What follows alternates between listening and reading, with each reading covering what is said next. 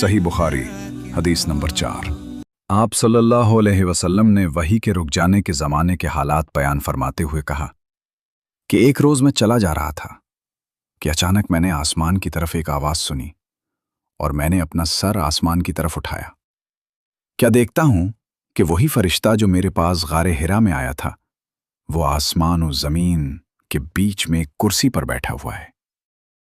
मैं उससे डर गया और घर आने पर मैंने फिर कंबल ओढ़ने की ख्वाहिश जाहिर की।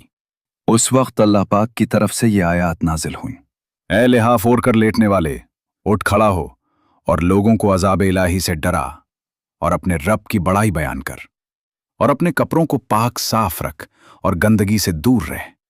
इसके बाद वही तेजी के साथ पै दर पै आने लगी।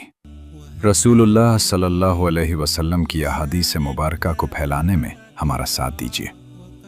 हमारी वीडियो को ज़्यादा से ज़्यादा लाइक और शेयर करके सदका जारिया कमाएं।